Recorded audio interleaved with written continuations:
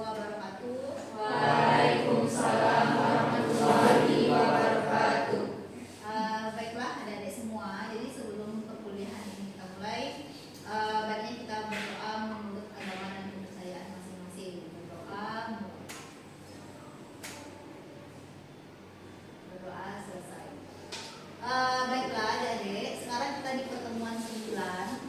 Nah, di pertemuan 9 ini kita akan bahas topik terkait dengan laporan arus kas, ya. Jadi sebelumnya kita juga sudah bahas tentang penyajian laporan keuangan.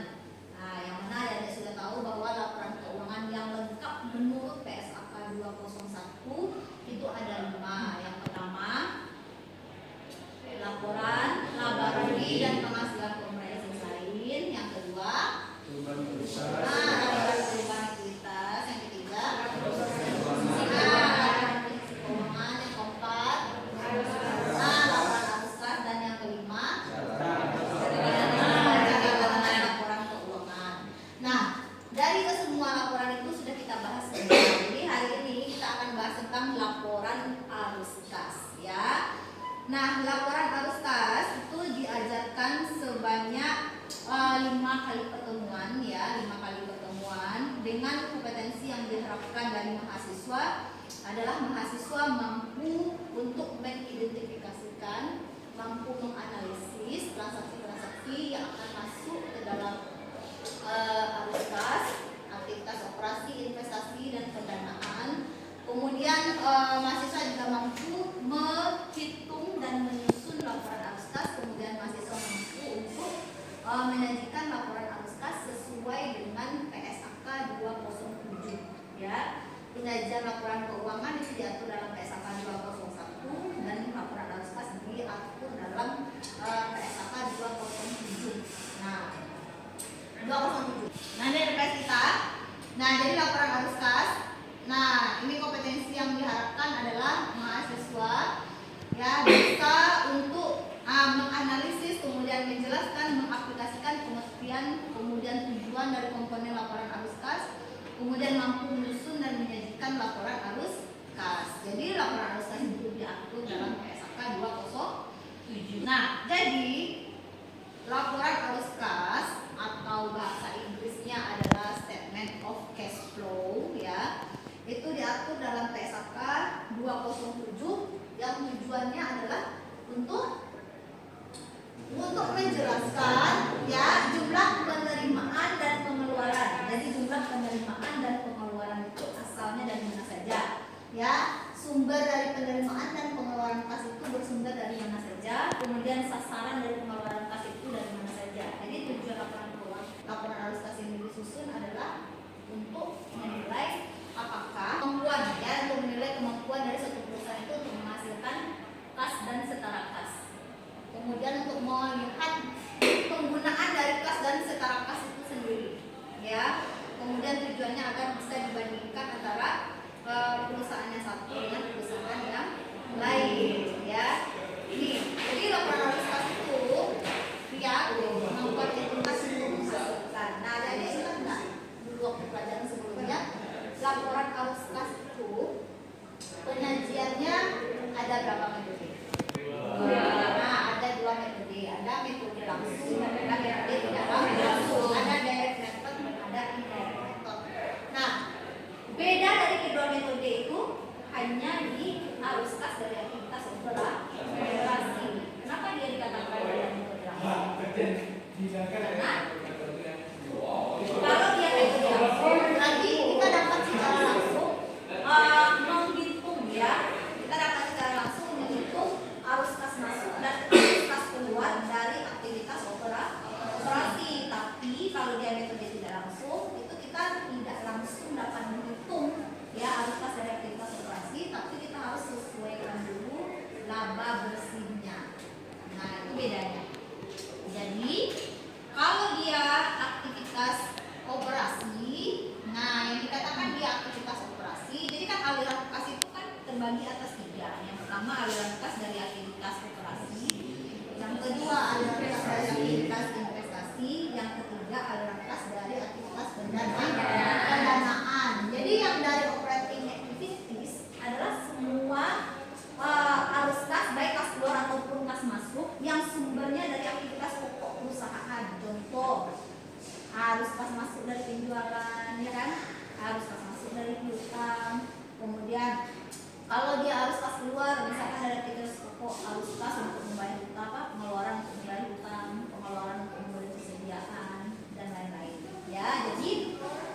pos-pos yang terkait dengan aktivitas operasi adalah semua pos-pos yang bersumber dari aset lancar, ya, bersumber dari aset lancar dan liabilitas yang pendek, ya. Nih, nah ini contohnya. Kalau arus kas dari aktivitas operasi itu kan aktivitas pokok tadi ya. Nah, ini seperti penerimaan dari penjualan barang dan jasa, kemudian ada misalkan penerimaan kas dari pendapatan lain-lain, penerimaan kas dari royalti. Kemudian kalau kas keluarnya bisa pembayaran kas kepada pemasok dalam bentuk apa? Misalkan pembelian persediaan gitu ya. Kemudian pembayaran pajak kepada pemerintah dan lain-lain. Sedangkan kalau dia dari aktivitas investasi itu adalah aliran kas yang berpengaruh kepada aset tidak lancar. Nah, aset tidak lancar itu misalkan arus kas dari aktivitas aset tetap, baik pembelian atau penjualan aset tetap, kemudian dari investasi jangka panjang, kemudian dari aset tidak berwujud, kemudian aset lain.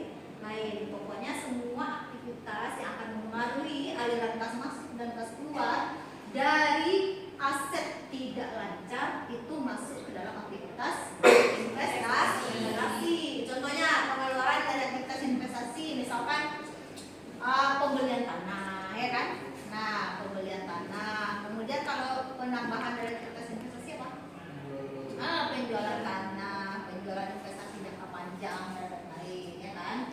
Nah, kemudian kalau aktivitas pendanaan itu arus kas yang bersumber dari liabilitas jangka panjang dan modal. Misalkan aktivitas modal saham, ya. Nah, itu sumber pendanaan. Misalkan ada penambahan utang gitu ya, atau pelunasan utang, kemudian penerbitan modal saham.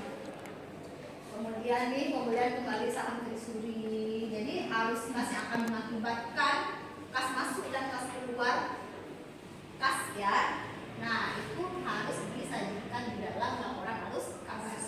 Tapi transaksi yang tidak mengakibatkan kas keluar atau kas masuk itu tidak dimasukkan. Contoh, dia beli tanah dengan mengeluarkan surat utang, berarti tidak pakai kas kan? Nah, maka tidak perlu masuk, ya kan? Nah, untuk menyusun laporan arus kas ini sudah ada formula, ya.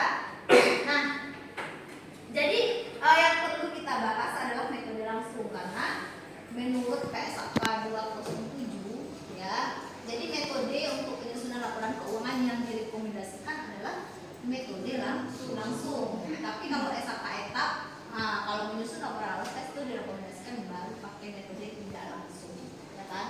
Nah, jadi dalam menyusun laporan arus kas dengan metode langsung, nah ini, ya kita harus ingat. Nah, jadi dengan menggunakan metode langsung, yang pertama ada akun penerimaan dari pelanggan, transaksi penerimaan dari pelanggan. Jadi kalau penerimaan dari pelanggan itu merupakan arus kas masuk dari aktivitas operasi. Jadi kas masuk dari aktivitas operasi. Jadi kamu harus ingat. Jadi yang pertama apa? Arus kas dari aktivitas operasi. Yang pertama apa? Penerimaan kas dari pelanggan. Penerimaan kas dari pelanggan itu dia terkait dengan akun-akun seperti penjualan, kemudian apa lagi? Terkait juga dengan piutang, kemudian terkait juga dengan persediaan, ya kan? Nah, jadi akun penjualan, piutang, persediaan. Nah, ini kita hitung ya. Kalau dia ada kenaikan piutang, berarti untuk menghitung kas dari pelanggannya, kenaikan piutang itu adalah perubahan, ya. Apakah dari saldo sekarang dengan saldo sebelumnya? Apakah dia terjadi kenaikan dari saldo sebelumnya atau penurunan? Jadi kalau dia penjualan, kalau dia piutangnya meningkat, maka harus kita kurangi. Kemudian kalau dia penjualan, kemudian piutangnya itu menurun, berarti harus kita tambahkan, ya.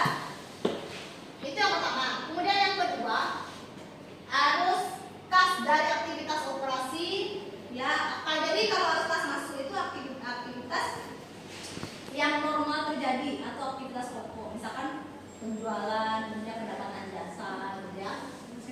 Kemudian kalau dari aktivitas ini pengeluaran kepada pemasok. Jadi kalau di ya penerimaan kas dari pelanggan kan yang menambah, ya kan? Tapi kalau pengeluaran kepada pemasok apa saja akuntan terkait? Otomatis ada akun harga pokok penjualan, kemudian ada akun utang dagang atau utang wholesale. Kemudian ada akun persediaan barang dan dagang. Nah, kita lihat apakah di laporan posisi keuangan itu terjadi kenaikan atau penurunan utang dagang atau utang wholesale. Kalau di utang dagang atau wholesale terjadi kenaikan berarti kalau di utang dagangnya naik maka itu ditambah dengan utang dagang. Muat lagi di posisi keuangan persediaan barang dan dagang. Kalau dia persediaan dagangnya naik berarti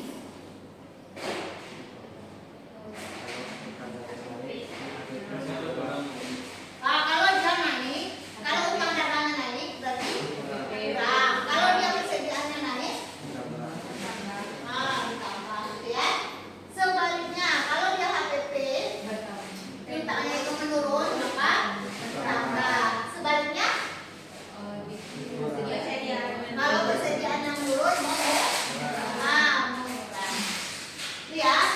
Kemudian pembayaran untuk karyawan. Nah, jadi ada juga pengeluaran kas untuk karyawan. Yang terkait dengan pengeluaran kas untuk karyawan ini sudah jelas ya, ada utang gaji, pinjamannya, ada beban gaji. Berarti beban gaji. Berarti yang ketiga pengeluaran kas kepada karyawan. Jadi ada beban gaji. Terus beban gaji kita lihat di laporan posisi keuangan apakah utang gaji. Kalau utang gajinya mengalami kenaikan dikurang. Jadi beban gaji dikurang dengan utang gaji. Terus kalau misalkan dia mengalami penurunan utang gajinya berarti ditambah. Gitu ya. Nah, jadi untuk lebih memudahkan kita memahami ya dalam menyusun laporan arus kas. Nah, sekarang kita coba kerjakan latihan. Dengan menggunakan formula seperti ini. Jadi kita coba menyusun laporan arus kas ya dari soal PT Antara ini. Jadi yang harus diperhatikan adalah untuk menyusun laporan arus kas kita perlu memperhatikan informasi bersumber dari yang pertama dari laporan laba rugi dan penghasilan komprehensif lain. Yang kedua sebenarnya dari laporan posisi keuangan, dan yang ketiga informasi tambahan. Jadi ketiga sumber informasi ini tidak boleh diabaikan ya. Oke. Nah, dari soal kita yang tadi ya PT Antara laporan posisi keuangan, kita akan coba untuk menyusun arus kas dari kegiatan operasi. Arus kas dari kegiatan operasi dengan menggunakan metode langsung. Nah, coba dilihat soalnya. Jadi kita akan jadi yang penyajian laporan arus kas menurut PSAK 207 itu yang pertama harus kita bikin di sini entitas pelapornya. Kemudian harus juga kita bikin nama laporannya. Kemudian untuk periode berakhir gitu ya. Kemudian yang pertama apa? Arus kas dari aktivitas operasi.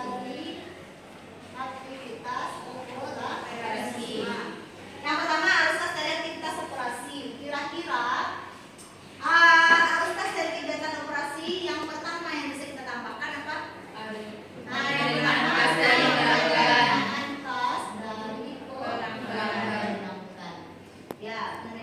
dari pelanggan. Nah, lihat soalnya. Penerimaan kas kita dari pelanggan. Jadi informasi yang perlu kita lihat informasi dari yang mana? Tadi kan ada penerimaan kas dari pelanggan, ya itu harus kita hitung secara terpisah. Jadi penerimaan kas dari pelanggan itu kita dapatkan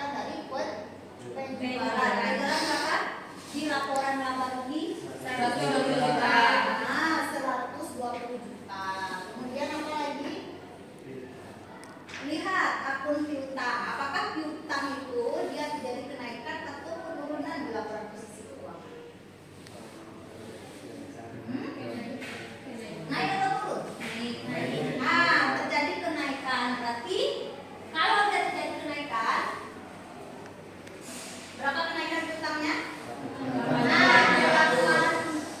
8.600.000 ditambah atau dikurang? Nah, dikurang. Jadinya berapa?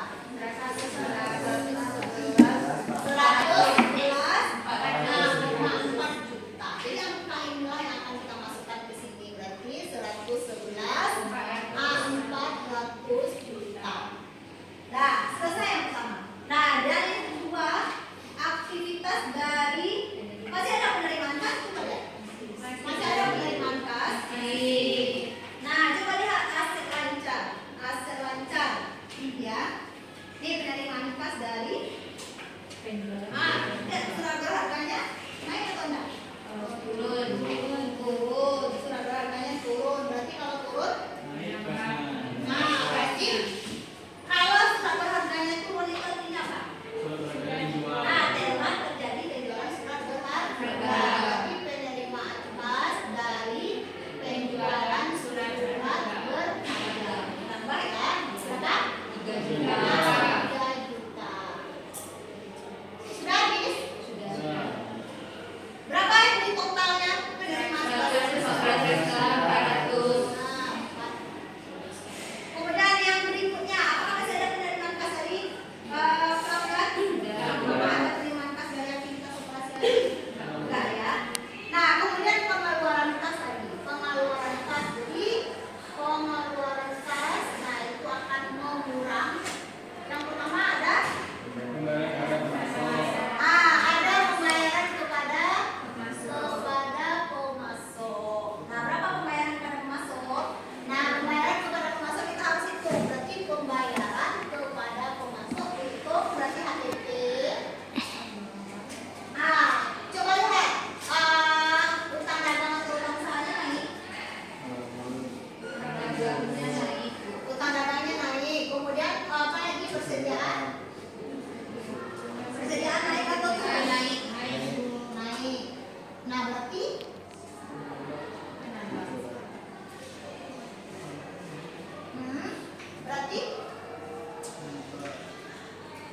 berarti kita hitung dulu. Berarti penerimaan kas dari pemasok. Berarti HDP berapa? 650. 250. Terus berapa? Utang dagang menambah? Karena dia naik ya? Berapa? Nah, persediaannya berapa? 11 juta. Dikurang ya. Nah, berarti penerimaan kas pengeluaran kas kepada pemasok berapa? Berapa jadinya? 53.600. Siap tuh? 53.600. Kemudian apa lagi? Pengeluaran. Coba lihat pengeluaran apa lagi yang ada di soal kita itu.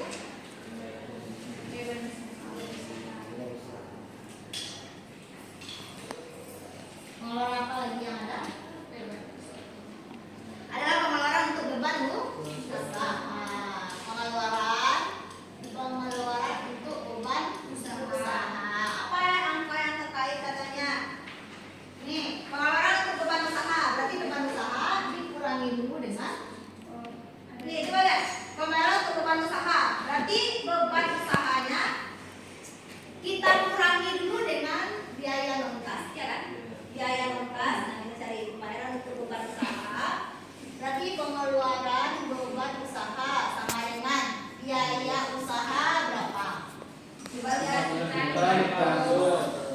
Coba lihat 15.500 ya di laporan posisi keuangan. Kemudian apa lagi? Dikurangi dengan coba lihat informasi tambahan. Informasi tambahan kita ada dikurangi dulu biaya depresiasi 5 juta, biaya depresiasi 5.800.000. Jadi masih ada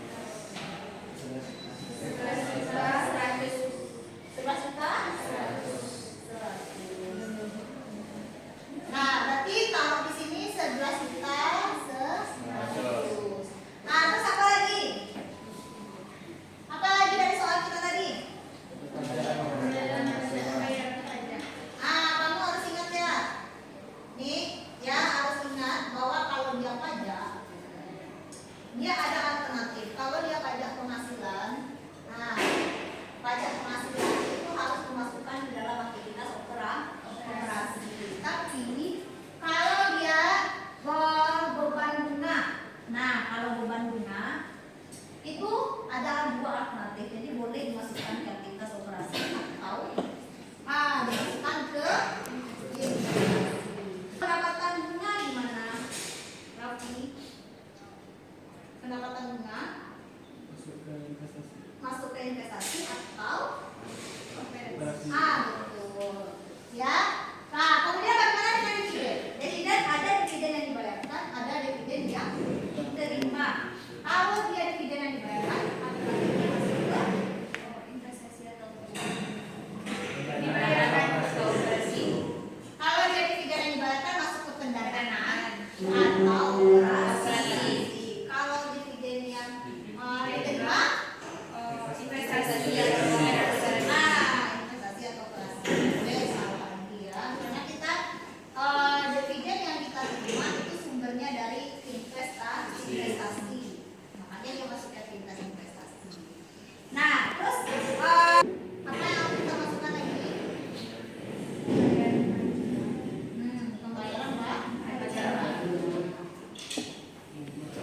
Pembayaran pajak penghasilan. Jadi pembayaran untuk pajak penghasilan. Pembayaran untuk pajak penghasilan berapa? Coba ada informasi tambahan atau laporan apa lagi berapa?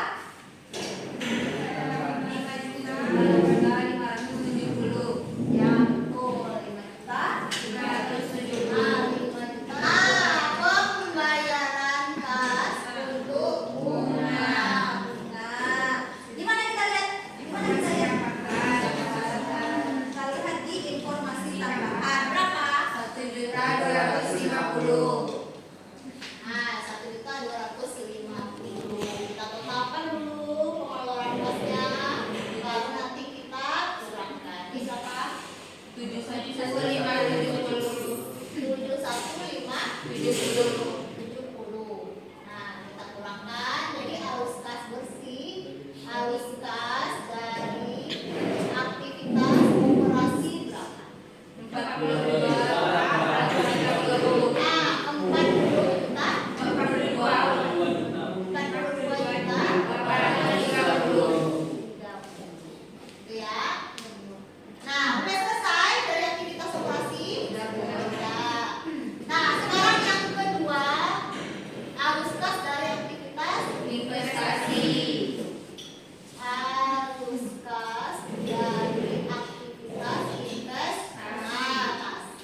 Coba lihat apa saja yang akan mempengaruhi arus kas dari aktivitas investasi yang sumbernya dari aset tidak lancar. Coba lihat tanah. Nah, coba lihat akun aset lancar.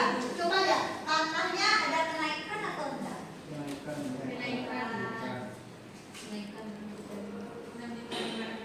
Nih, tanah mengalami kenaikan 6.500.000. Berarti apa? Mengurangi Mengurangi kas. Gedung ada kenaikan atau penurunan? gedung ada kenaikan. Kenaikan. Berarti arus kas dari aktivitas investasi yang pertama apa? Pembelian tanah.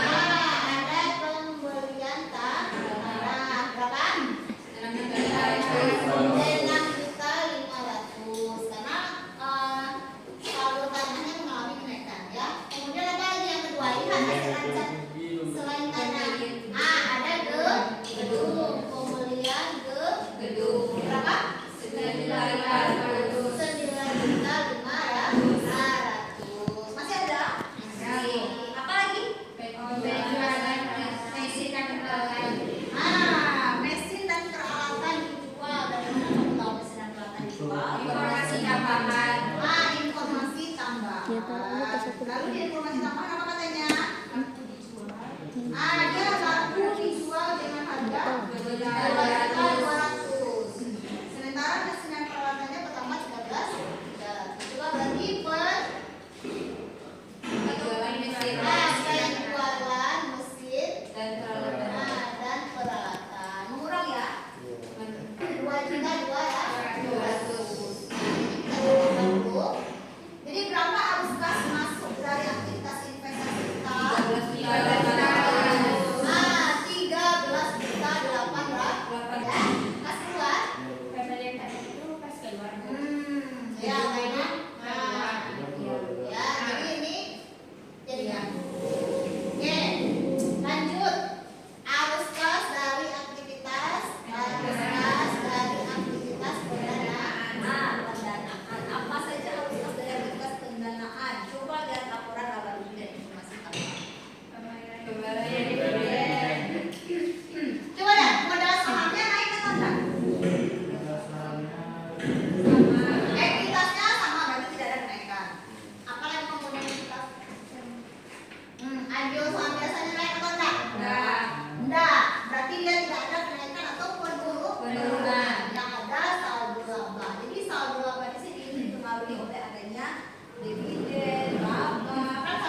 5